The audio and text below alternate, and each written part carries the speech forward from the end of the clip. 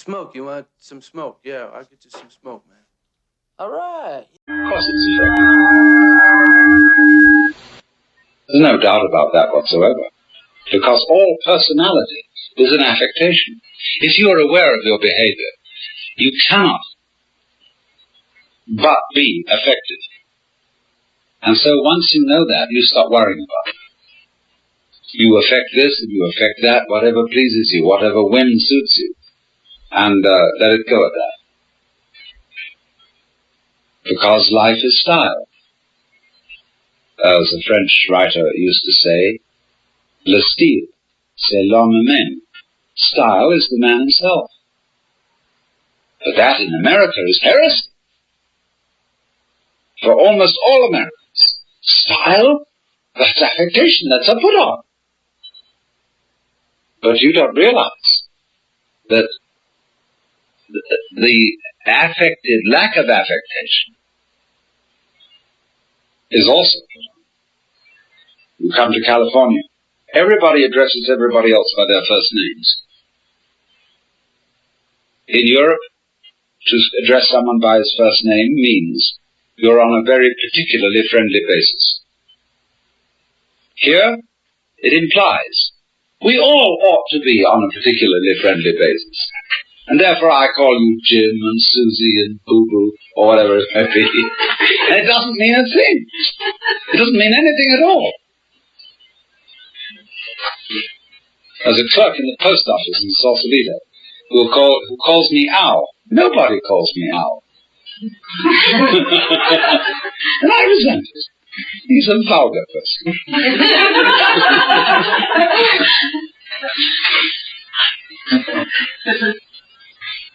So, I'm saying all this because I want you to understand why I'm here and what my relationship to you is.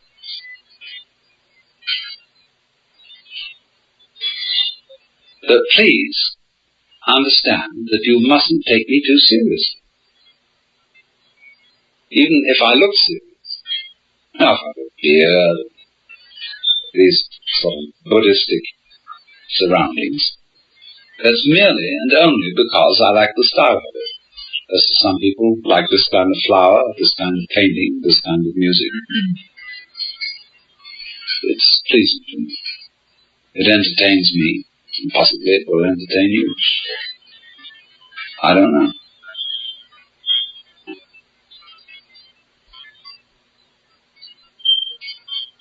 But why I invited you here through the Tahoe Institute, and presumably why you came, was that you wanted to find something out about meditation. And presumably you wanted to find out about meditation for roughly the same reason that I'm interested in it, which goes back to this fundamental, overwhelming curiosity, wonder at existence itself. Do we feel?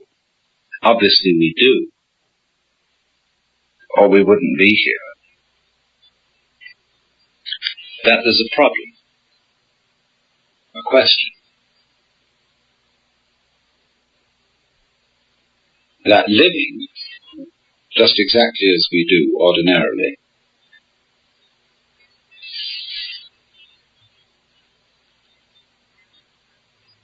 leaves us puzzled and frightened, even terrified.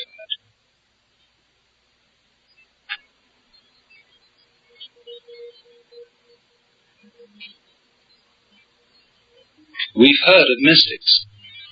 We've heard of very, very marvelous people who have had a spiritual experience as a consequence of which they no longer fear anything.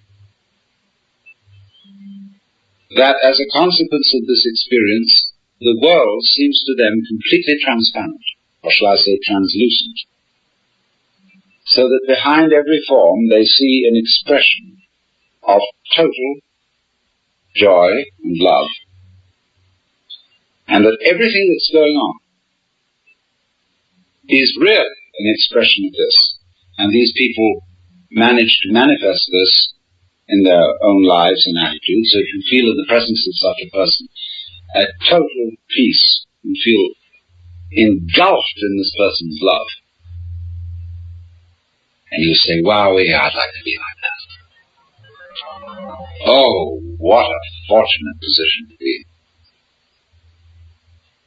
Could I be that? Can you tell me? Can I tell you how I could be such a person like that? I say, well, let's see. Let's look at ourselves. Let's start, like all these people say they do, they start meditating. And part of meditation is to be aware of who and what you are. And then you find inside that rather than this joyous, peaceful being who is free from fear and who sees all life transparent in all directions so that there are no blocks, no hang-ups, no attachments, and he's completely free and delighted. Instead you find you're a sort of quaking and palpitating mess of anxiety. Something which needs to be stroked, which needs love, which needs attention, which just has the horrors. And the funniest thing of all about it is, it's terrified of an event called death, which would put an end to its misery.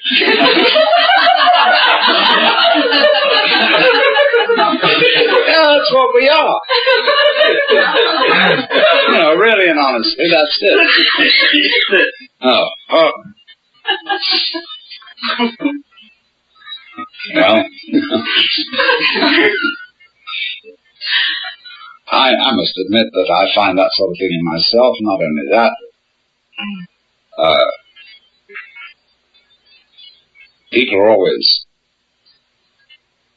looking at this ideal of the Buddha, the perfect mystic, the Christ, that kind of person. Wish we could find one. And so all these gurus come around and they come on that they are really that. And people slowly find out that they have funny little defects. They get bad tempers. They like to screw girls. They smoke or drink or are cantankerous, picky about money, and all that kind of thing. It's too bad. Let's look for another one.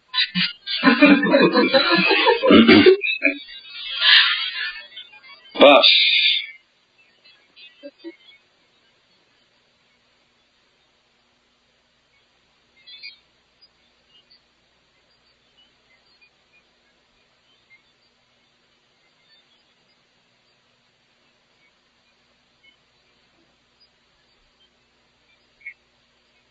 the point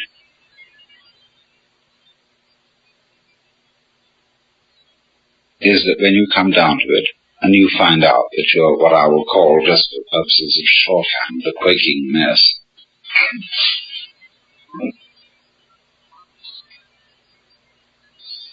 that's something that exists in your experience. You see this? Just in the same way as, say, cancer, measles, a rainy day, a difficult person. Those also exist in your experience. Can you begin to take the attitude that what you experience about yourself, your thoughts, your feelings, is on the same level as what you experience about everything and everyone else? Instead of making the inside different from the outside, you take your inside experience, what you feel about you, and what you feel about the world out there, as all being more or less on the same level. In other words, if I experience myself as a mess, it's very much like the experience of a wretchedly cold day with sleet and hail. It's one of those events that I experience.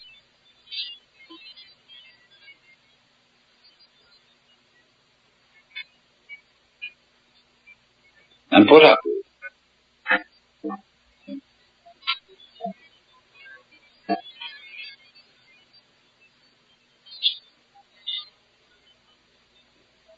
I'm saying all this to kind of get a feel, a personal relationship with you, so that I can talk to you as I could talk to myself.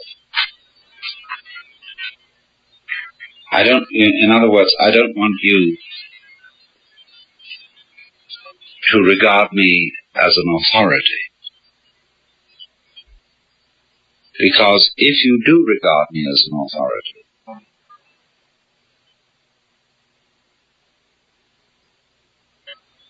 I will be so only by virtue of your own opinion that I am,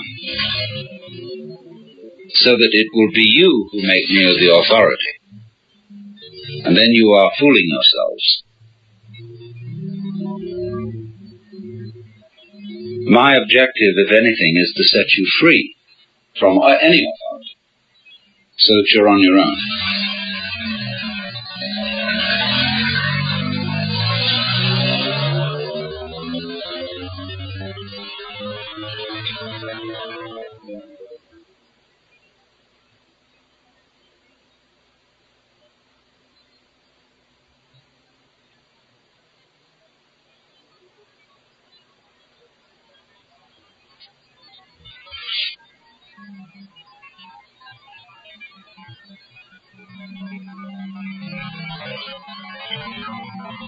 Now from this there follows a principle.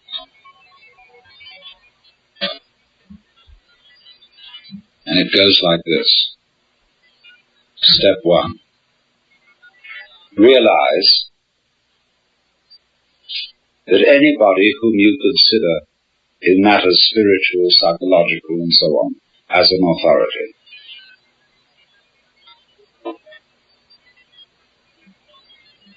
has this authority because of your opinion that he has, or she has. How do you know?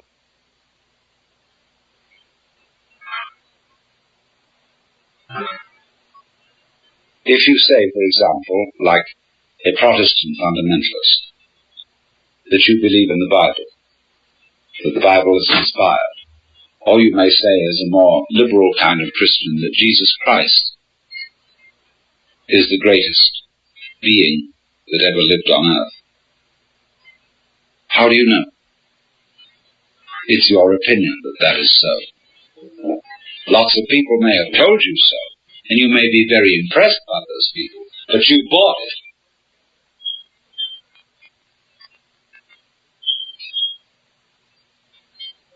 And so therefore, if you say, well, I would like to become like that,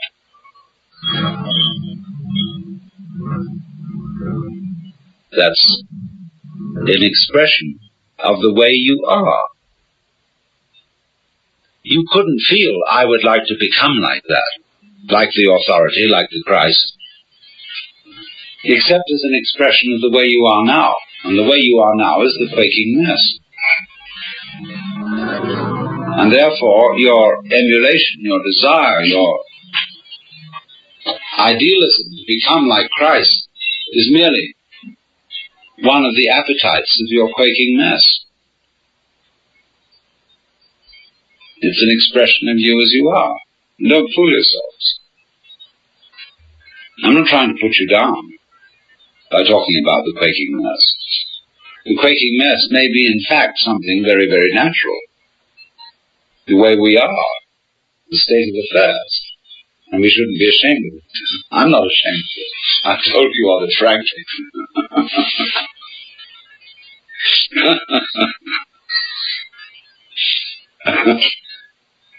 But it is important not to fool oneself about this.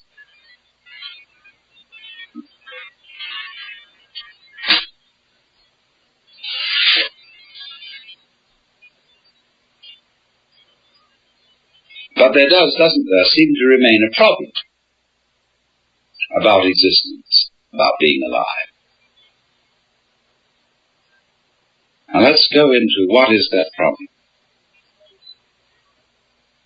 at the sort of nitty-gritty level.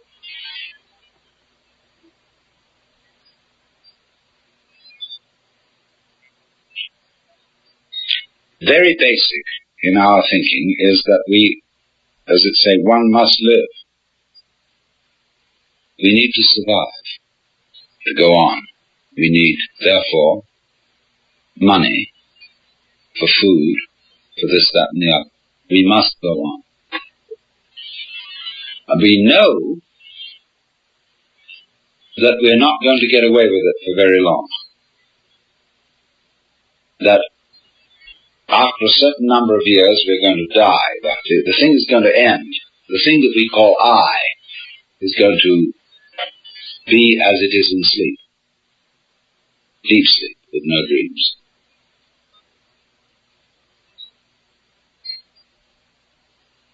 But that between now and that happening, there may be the most ghastly pains. Not only perhaps the pains of physical disease, or being wounded, or hurt, but the pains of worrying about our failure of responsibility to people who depend on us. And we suffer other people's suffering simply because we're sensitive and have imagination and participate in their sufferings, and our adrenaline and our chemicals respond simply by imagination to the sufferings of other people. And what about that?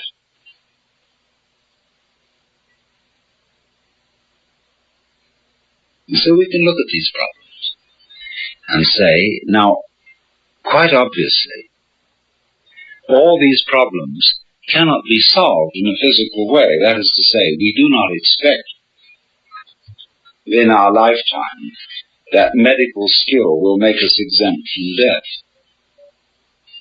We do not seriously expect that human beings will all learn to be nice to each other and will refrain from war and horrors of that kind, racial prejudice and so on. We don't seriously expect to find a method of being protected by taking some sort of drug against all possible disease and pain. So therefore we say, now maybe there's another way around. Maybe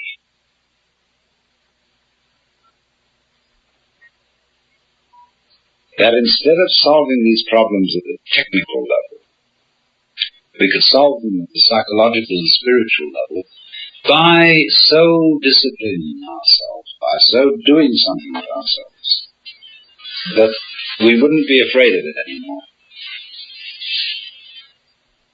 And so, in accord with that motivation, we seek out spiritual teachers, psychological teachers, this, that, and the other. Could we somehow be made over so that we don't worry about the quaking mess by a spiritual discipline or whatever?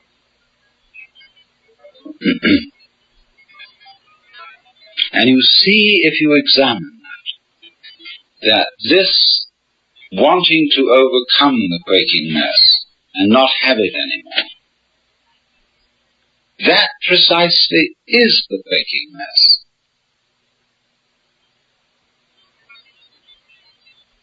The thing that we object to about ourselves is precisely what we do about overcoming it. In other words, the activity that we employ in overcoming it is the mess that we object to. Do you see that? And it's very important to realize that. Then if you do realize it, you raise the question, then what can I do?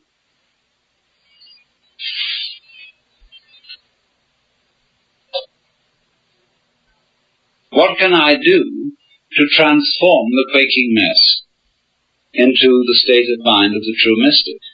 Well, if you are the quaking mess, there is obviously nothing you can do to transform yourself into the state of mind which you idealize as that of being the true mystic, the Christ, the saint, or whatever. So, you realize that everything is phony, that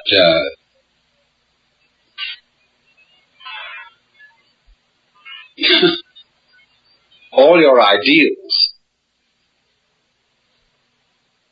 are simply manifestations of the quaking mess, trying to get away from itself.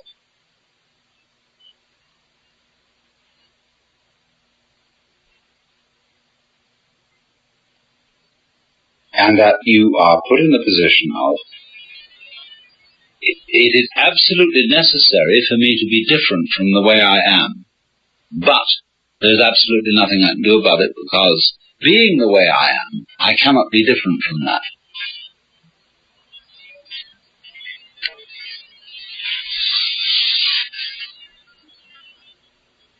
Let's say this, but we can put it in different ways. I know that I ought not to be selfish, and I would very much like to be an unselfish person, but the reason why I want to be an unselfish person is that I am very selfish and would far more love myself and respect myself if I were unselfish. You see? I know that I ought to love God, and whatever, and why do you want to love God? Well, because God is the biggest boss, and it's best to be on the side of the big battalions. That's really why I want to do it. In other words, because I'm looking for the safety of my own spiritual skin. So I think I ought to love God. All sophisticated saints have known this. St. Paul understood it, St. Augustine understood it, Martin Luther understood it. They didn't know what the hell to do about it. But there was nothing to do.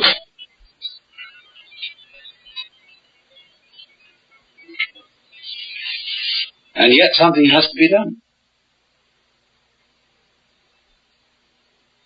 Obviously. But you realize when you really look into yourself, there's nothing you can do. And this, therefore, is our point of departure. That we here, perhaps not, mutually realize there is nothing we can do to be anything else than what we are.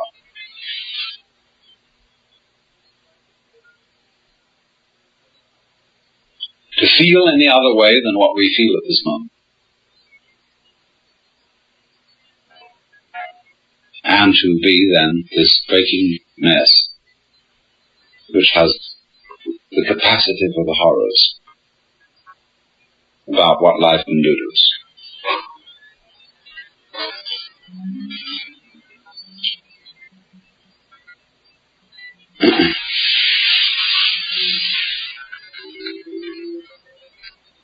Now, however, this isn't as much of a blind alley, a cul-de-sac, as it sounds. Because if you discover a blind alley, it tells you something. Watch the flow of water when it crosses over an area of land, and you will see that it puts out fingers, and some of them stop because they come into blind alleys. The water doesn't pursue that course. It simply rises, and then it finds a way it can go. But it never uses any effort. It only uses weight, gravity. It takes the line of least resistance and eventually finds a course. Now we will do the same thing. Only we're ashamed of it. But we're going to do it anyhow. We think that when we come to a dead end, a blind alley, oh, I failed. Supposing the water, at each place where a finger of water stretches out over dry ground and doesn't go any further because the land is too high, the water were to say to itself, "I failed," we would say it was neurotic water. Just wait, and it will find a way. Now, when you find, you see, that there's this predicament that I've been describing to you, that there's no way of transforming yourself to become this fearless, joyous, divine being as distinct from the quaking mess. When he says no way, this is not a gloomy announcement.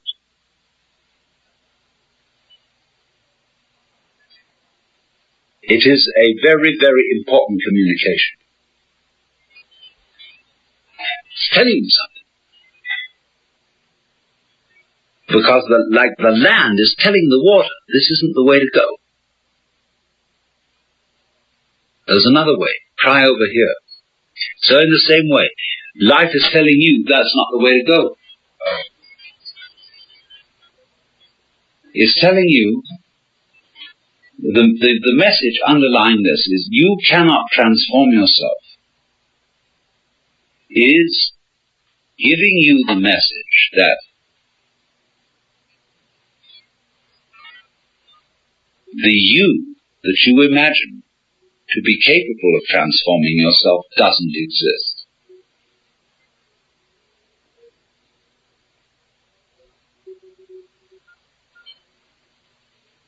In other words, an ego, an I, separate from my emotions, my thoughts, my feelings, my experiences, who is supposed to be in control of them, cannot control them because it isn't there.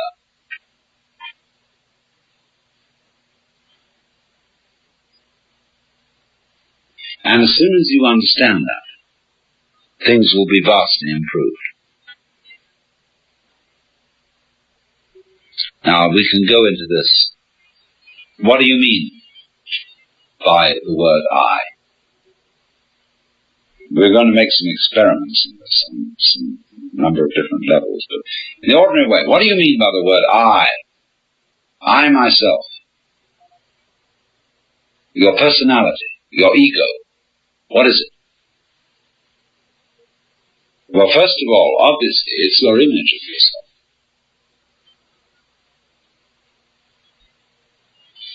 It's composed of what people have told you about yourself, who you are, how they've reacted to you, and given you an impression that that's the sort of person you are.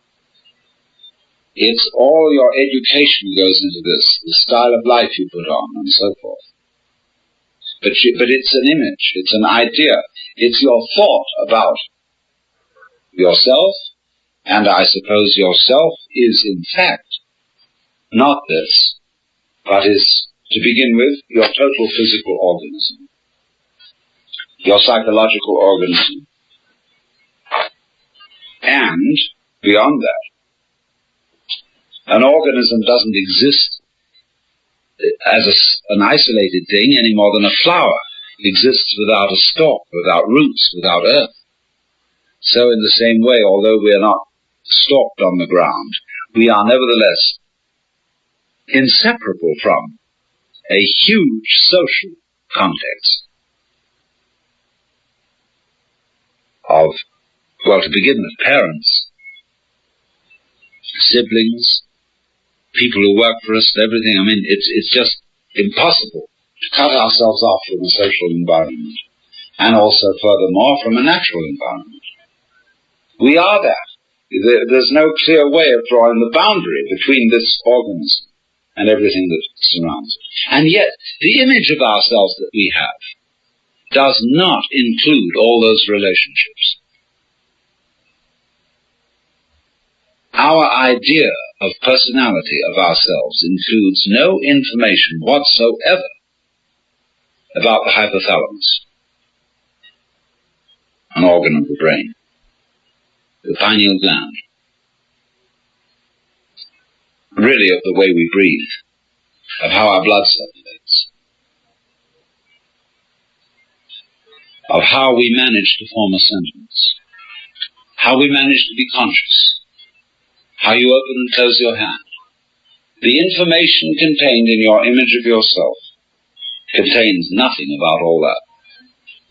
And therefore, obviously, it's an extremely inadequate image. But nonetheless, we do think that the image of self refers to something, because we have the impression, very strongly indeed, that I exist. And this isn't just an idea. We think, my God, it's a feeling. It's really substantially there in the middle of us. And what is it? What do you actually sense? Like, when you're sitting on the floor and you feel the floor is there and is real and hard. Okay, what are you sitting on the floor? What do you have the sensation of? That's you here. When you're not hitting yourself. What is it?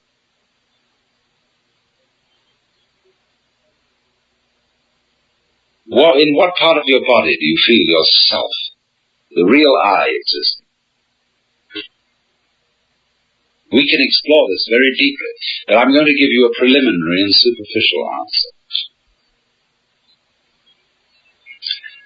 The sensation which corresponds to the image of ourselves is a chronic muscular tension.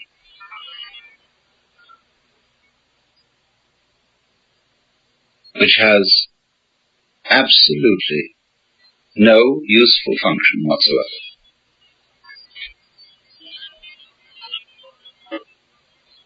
It is when you try, say, to concentrate. What do? When you try to pay attention.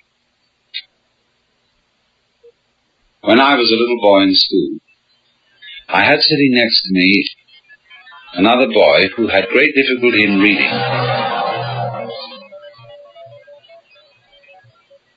And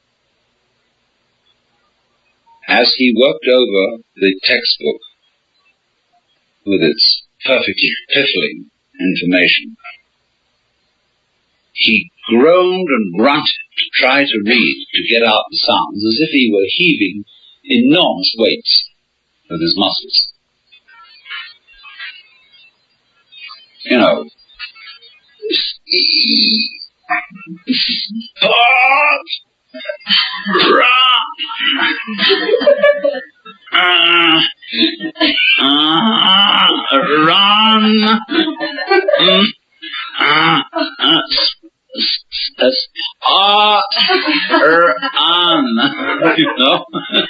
These enormous weights he was heaving. And, the teacher was vaguely impressed that he was trying. Phew! And that absolutely, all this tying yourself up into a knot has absolutely nothing to do with the way your mind works. Try to see hard, look very intensely, and you make tight muscles around here. And maybe you clench your jaws a bit. If anything, that will make your vision more fuzzy. Because if you want to see something clearly, you must not make an effort. You must simply trust your eyes and your nervous system to do their thing. So you just look like that. I was writing the other night and I completely forgot somebody's name. But I knew that eventually my memory would produce it. And I just sat for a while and said to my memory, "You know very well who this person is. Please give me the answer." He said, boing, there it was.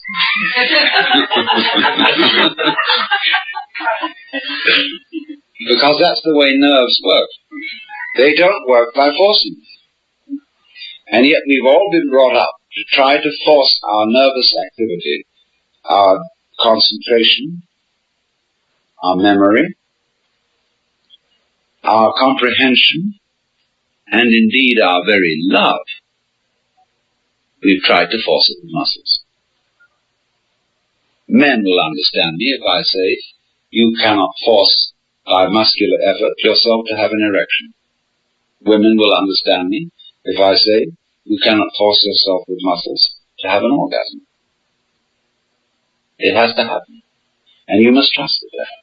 And there is absolutely nothing you can do about it by using your muscles. Nothing.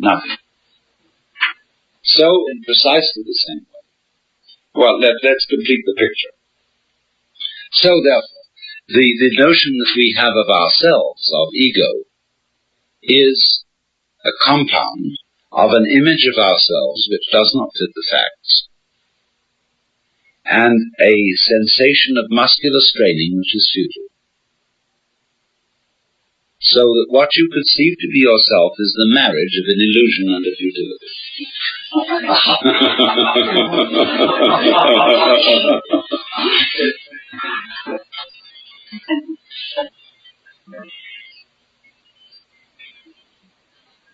So, well, what are we? If that isn't the case. Well, obviously, if you want to take a scientific point of view, by that mythology, then your organism, about which we know very little, and the organism, as we've seen, is inseparable from its environment. And so you are the organism environment. In other words, you are no less than the universe. Each one of you is the universe expressed in the place which you feel is here and now. You're an aperture through which the universe is looking at itself, exploring itself. And we're going to go into that much more deeply. So when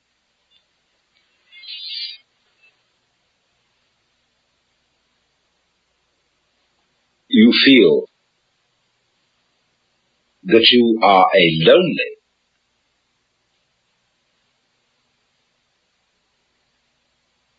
put upon, isolated, little stranger confronting all this, see, you have an illusory feeling.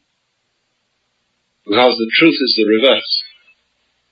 You are the whole works that there is, that always was and always has been, always will be.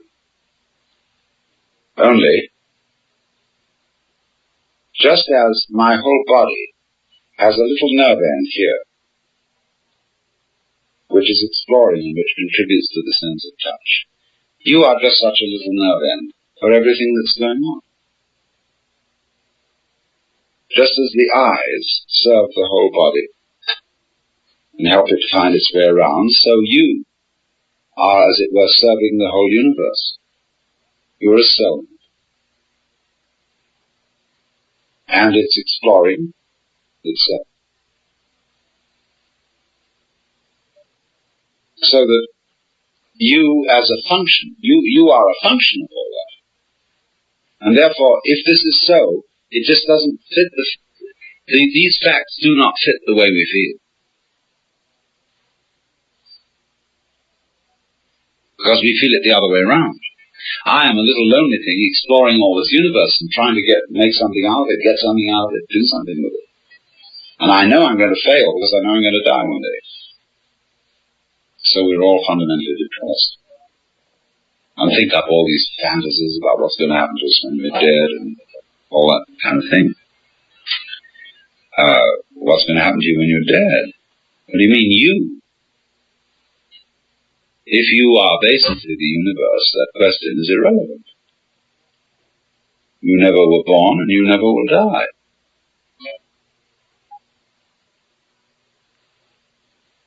Because what there is you.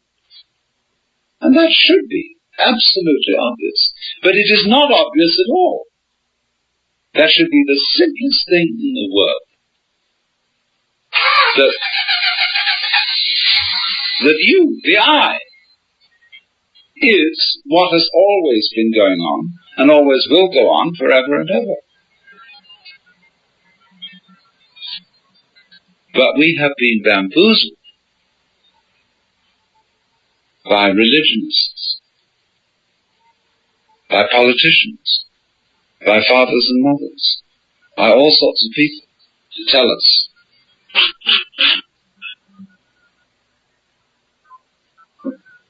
you're not it.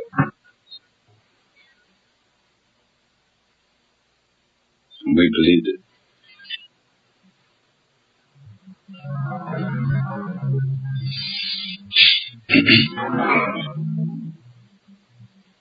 So, you see now why, if I put it to you in this very negative way, you can't do anything to change yourselves, to become better, to become happier, to become more serene, to become mystics or anything. If I say you can't do a damn thing, can you understand this negative statement in a positive way? What I'm really saying is that you don't need to.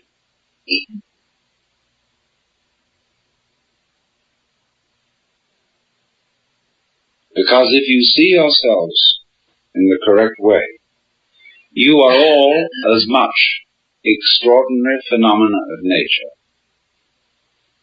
as, say, trees, clouds, the patterns in running water, the shape of fire, the arrangement of the stars, the form of a galaxy. You are all just like that.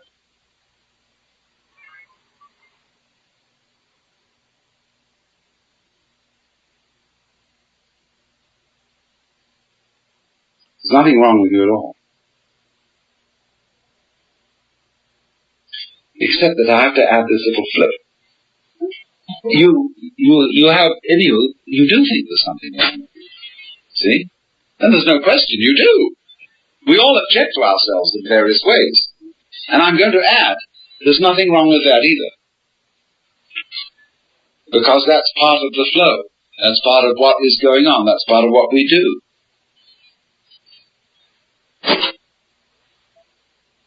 So I don't, you see, what I'm actually going to do is I'm going to deliver you from a sense of guilt.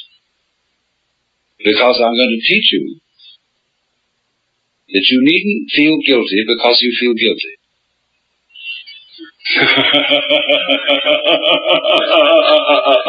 Of course you feel guilty. It's like someone put a match on you and you feel hot. So they taught you as a child to feel guilty, and you feel guilty. They say, well, if someone comes along and says, well, you shouldn't. It's not the point. I'm going to say, not that you shouldn't, but that you do, and don't worry about it. And if you want to say further, but I can't help worrying about it, I'm going to say to you, okay, worry about it. This is the principle called in Japanese judo, meaning the gentle way. Go along with it, go along with it, go along with it.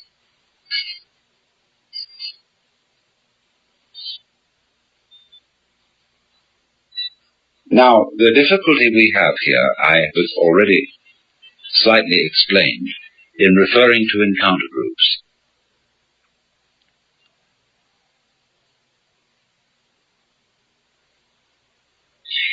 If I say you are perfectly okay as you are, and that this whole idea of changing yourself and making yourself over is phony, what happens next? If you are a barbarian, you will say, well, if I'm the way I am, I'll pick my nose and flick the snots of the world, and, I'll do anything I like. But you see, the trouble here is that there comes in a purely artificial preconception of what it is to be natural. Someone has sold you on the idea that a natural person is a vulgar person, is an unmannered, is a bum. And so you act a bum, see, in order to convince yourself that you're being natural. And this, again, is just as much a method of false self-transformation as if you were trying to make yourself into a saint.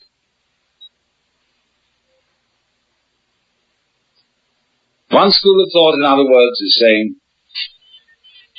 restrain your desires, discipline your appetite. Very, very proper. And the other school of thought is saying, what the hell with all that? That's another thing, that's not natural. Act up like smarts. But both of them, you see, are acting in accordance with a purely artificial idea. They don't know where they are. So, the most interesting thing you can do in an encounter group, he was driving down there. It's really the most natural thing. It's call in question the rules of the game.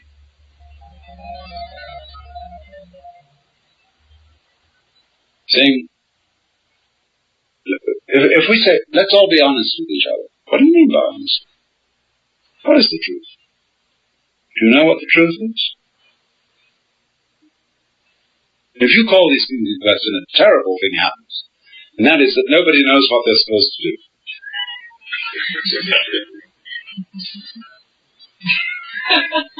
And that's the most embarrassing situation in life.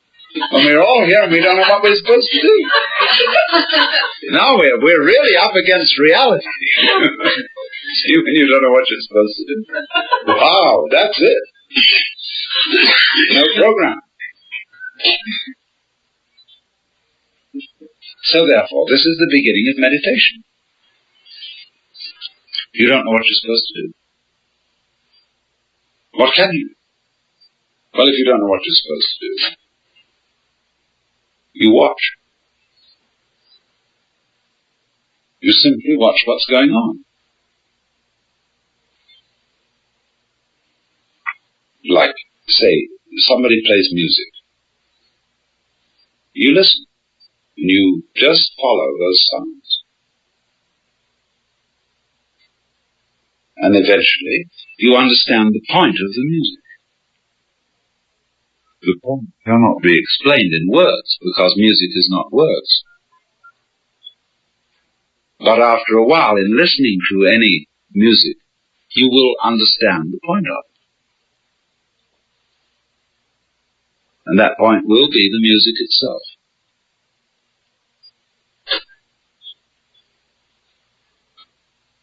So in exactly the same way, you can listen to all experiences, because all experiences whatsoever are vibrations coming at you. You are these vibrations, as a matter of fact. If you really feel out what is happening, what you are aware of as you and as everything else is all the same. It's a vibrations of all kinds, and they're on different bands of a spectrum. Sight vibrations, emotion vibrations, touch vibrations, sound vibrations, all these things adding together are woven. All the different senses are woven, and you get a pattern in the weaving, and that pattern is the picture of what you now feel.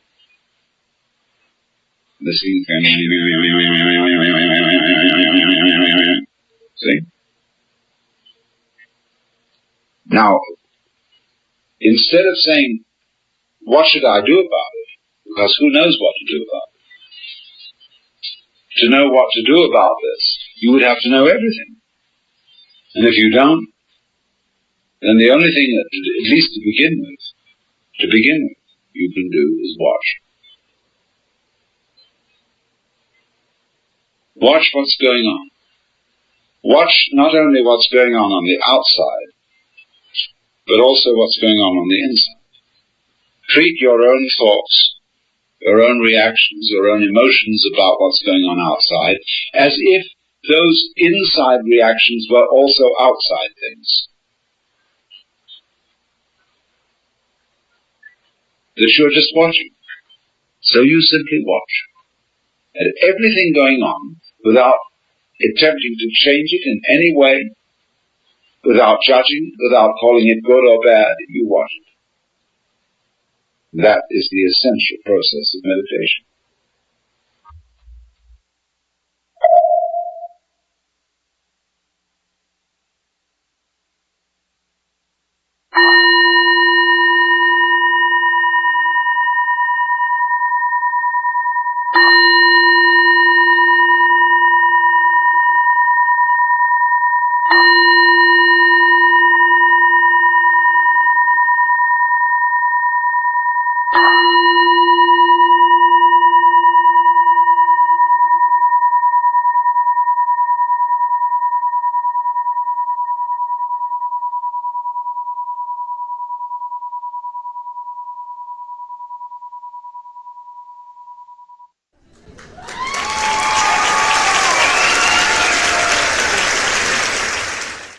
the light on for you.